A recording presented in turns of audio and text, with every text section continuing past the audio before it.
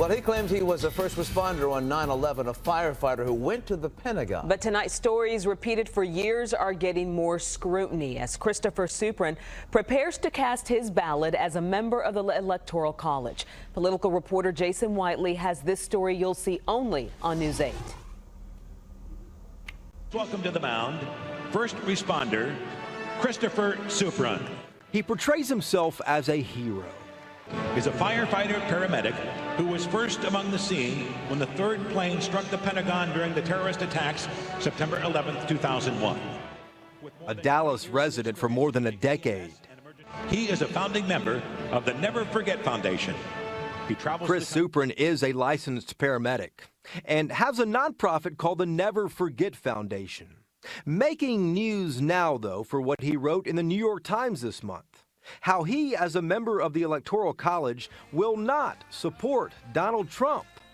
Suprun even uses his resume to establish his credibility, writing that, quote, 15 years ago, as a firefighter, I was part of the response to the September 11th attacks against our nation. He claimed to be a first responder with the Manassas Park Fire Department on September 11, 2001. And he personally told us stories. Well, I was fighting fire that day at the Pentagon. No, I was on a medic unit at the Pentagon. He told you all that? Yes. And you make a phone call to Manassas Park and find out he wasn't even employed there till October of 2001. A month later? Correct. That's what Manassas Park told us as well. Said it hired him on October 10th of 2001, a month after 9/11.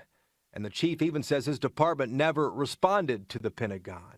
One first responder who knows Suprun agreed to speak to us only if his identity could remain confidential. It's no different than stolen valor for the military. Dressing up and saying, hey, I earned a Purple Heart when you were never even in combat. There's a big difference between shopping at Old Navy and being a Navy SEAL. Suprun's resume shows he's currently a paramedic with Air Methods Air Ambulance Service. But that company told us he doesn't work for them. Suprun also claims to be an active paramedic with Freedom EMS in Dallas. State records, though, show there's no such company. One used to exist in Houston but went out of business in 2008. Turns out federal court records show Suprun has spent the last 5 years in bankruptcy, just getting out this month, and even collected unemployment during part of it, while his resume says he was working. Suprun never responded to multiple emails from us. We got a voicemail when we tried to call. Sorry, mailbox is full. And 2 public relations companies he hired emailed us that Suprun's schedule is jammed-packed. Chris Suprun's story raises a much bigger question. How in the world are presidential electors chosen, and aren't they vetted? Unfortunately not. In fact, they are elected in a pretty informal process at each party's state convention. Parties might want to ask for a little more background information.